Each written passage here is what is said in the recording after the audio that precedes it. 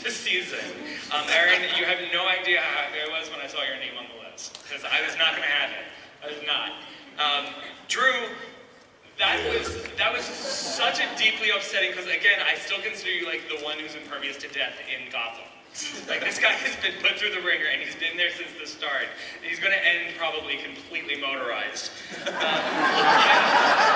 Sean, you're a legacy character, but I felt like the show could actually try to pull off killing Alfred. And I was like, again, what are they doing? I was like, the people will rise up. Like that. Did any of you guys, when you saw those stories coming up, did you think, oh God, they're going to off me? Yeah, I really did, because John actually had the message to actually split the two stories into two separate episodes. I didn't actually realise they were actually going to be one film. So we got to the end of episode 21, and I took one straight through the old chest by young Master Bruce. And there was a very nervous phone call, I have to say, to John. It's going to be happening. So no, it's all good. It's all good. It's all good. Because that was not a flesh wound. Erin, what about you? Yeah, I mean, you know, it's like an actor's greatest fear, basically, to be killed off. But the communication is always so great on our show, and I think John and the creators know how much we want to be here, and like watching that trailer, it was like my heart was just bursting with pride for the show that we make, which is just, I think, an incredible show. So yeah, I was scared as always, but luckily, like, John was kind enough to sit me down and say, like, this is what we want moving forward. So I was okay. I, on the other hand, got a phone call at 9 p.m. from John Stevens, and I was in bed because you gotta get your beauty sleep. And the phone rang and it said John Stevens at 9 o'clock, and I said, well, Veronica, my wife, this is where my job ends. And I walked into the living room and I sat down in my chair and took a deep breath, and then I answered the phone. And it was John. And that's all I'm gonna say. Did you guys originally have different plans for how Barbara was going to be taken out? Do you mean in terms of her being taken out by Tabitha? Yeah. When we decided that Barbara was going to have this incident at the end of the year, we always wanted it to be Tabitha because we'd been building the Tabitha-Barbara friendship and anger and betrayal for 10 episodes at that point. And we felt that so many of our stories, as Robin just said, depend upon tic-tacking back and forth between friends and enemies, good and evil, that it felt like Tabitha had to be the one to not kill her, I guess. Yeah.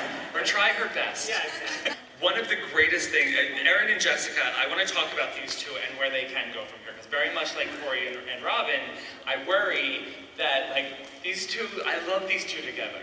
They're like Thelma and Louise. They're down there. But crazier. And alive. Yeah. And not driving. We've not actually got to drive anything. Yeah. These two can make up. I don't know. I think it's the question is, what is their relationship going to evolve into next? Mm-hmm. I don't think I could foresee Tabitha being a sidekick to her again, or feeling like a second to her. And I think, obviously, that's what happened at the end of last season. So I don't know. I think there's someone sitting at this table that might bring them together. Yeah, so may have something to do with it.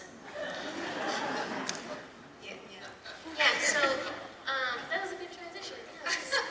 I'm throwing it over to you, Cam. Yeah, so Selena, like we saw at the end of season 3, Selena goes to Sirens looking for Barbara because everybody is aware that she's the head of the clan, but Tabitha's there and kind of Selena falls into Tabitha's wings, and we see in episode 401 how that has evolved over the last 6 months. I think that's when we pick up season 4.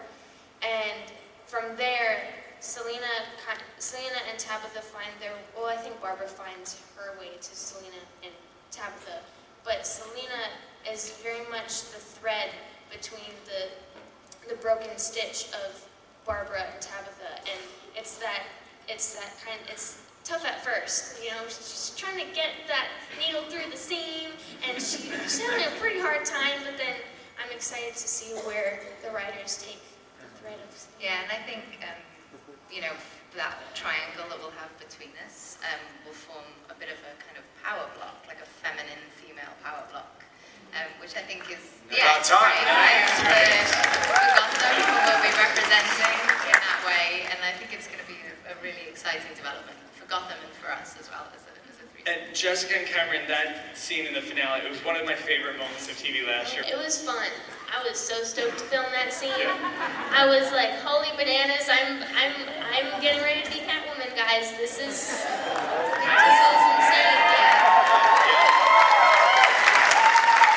I've been waiting for that moment since I signed on because I knew that was coming. You knew it? Well, I knew that Tabitha was brought on the show to be a mentor to Selena eventually, and so to have that moment finally happen at the end of last season felt really huge. And Camren is like crushing the stunts and everything that she has to do. She's got the bruise. Show the bruise. Show your bruise. Show your bruise. Yeah, she's really, really good. I love it though. I can say, hey, I did my own stunt. I got hit in the arm. I have a bruise to prove it.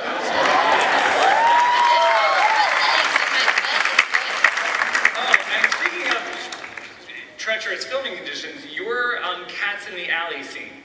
Yes. Can you please let them know how painful that scene actually was? Oh my god.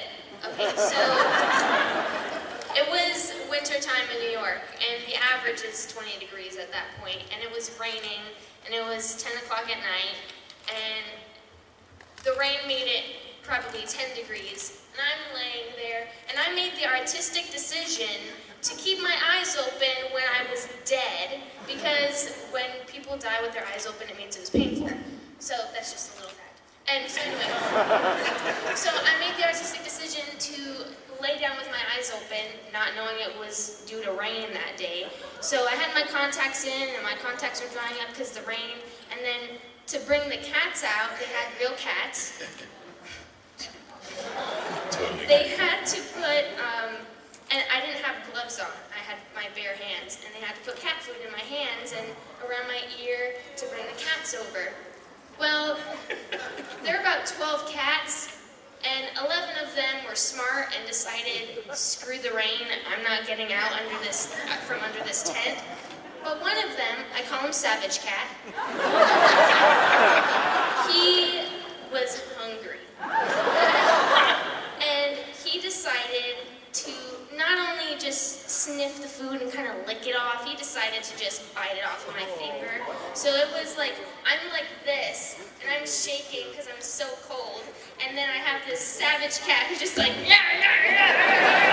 So I had to go to the hospital and make sure I got my shot so I didn't get tetanus disease, and it was great.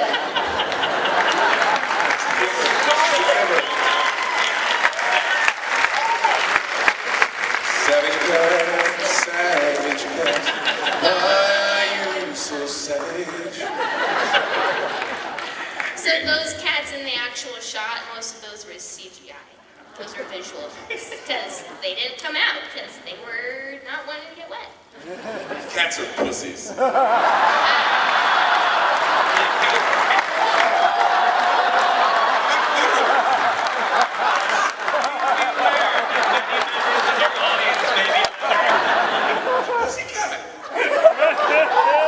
Alright, Erin, John told us for TV Guide magazine has a special Comic-Con issue out there. We have a whole section on Gotham, and John, we talked at the end of the season about that there would be a different Barbara after all of this. And we clearly see that this is a very... After Tabitha killed or didn't kill Barbara at the end of last year, she was found by this fellow right here who brought her back to life by means of his pool of water. And he brought her back. Our question to ourselves as writers was, well, what happened to Barbara between the end of season 3 and the beginning of season 4? Like, where can we take the character? What's going to be fun for the actors to do? And when we saw how Raish and his minions trained Bruce last year, we thought, well, what if they did the exact same thing to Barbara? And when Barbara came back this year, she can not only connive and plan and dress great, but she can also kick ass. And so we're going to start to see some of that. So we'll see glamorous Barbara who steps out, and then we'll see the nighttime look of Barbara who you don't want to turn your back on. All right. Ben, do you think that a different Barbara might be attractive to a different Jim? I mean, you both have changed so much. Yeah, we always have a conversation about that, and there is a daughter who is supposedly born out of this relationship at some point, so never say never. Right, darling? Yes, darling. I'm shipping that. Ship it. Ship it. Okay, so Drew Powell Hi there. takes a bullet, we think he's dead, and you tack on a moment in the finale that leads so many people... It wasn't tacked on, it was planned. It was planned. That leads so many people's jaws to drop to the ground, really. What can you tell us about Mr. Cyrus now? What can you tell us? Okay, so going back to that conversation. So John calls me. It's 9 o'clock. I'm like, Veronica, I'm getting it fired. I answer, hi, John. Hi, Drew. We'd like you to come back as a wardrobe supervisor.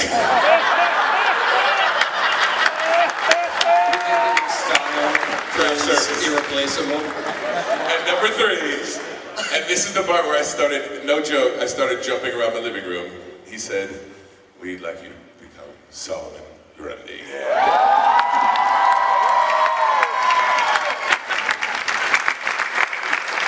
So excited. And what is the Gotham version of Solomon Grundy like? John. He looks a lot like Drew. Okay.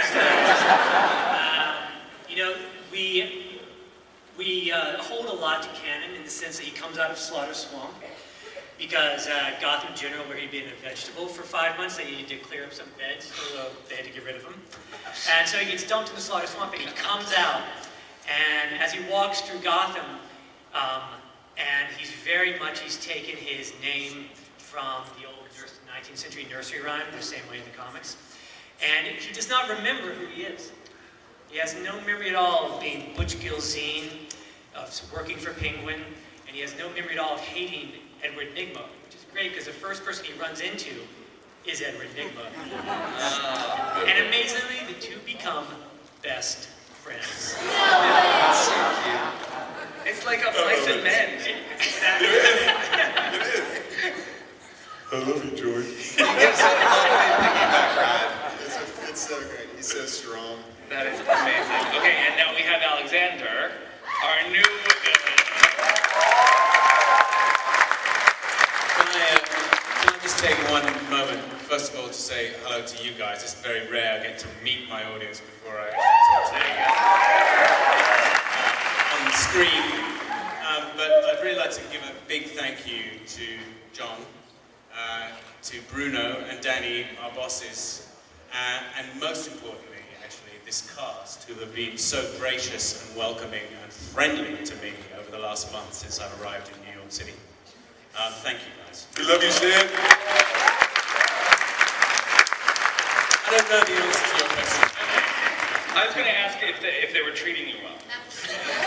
Can I just say that I'd like to thank this wonderful...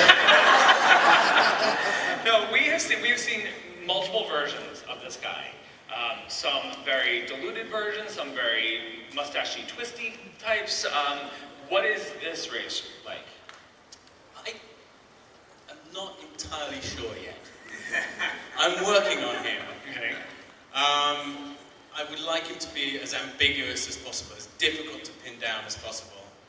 To be someone who haunts your dreams, but you'd like to welcome him there. Those kind of guys. Like Robin.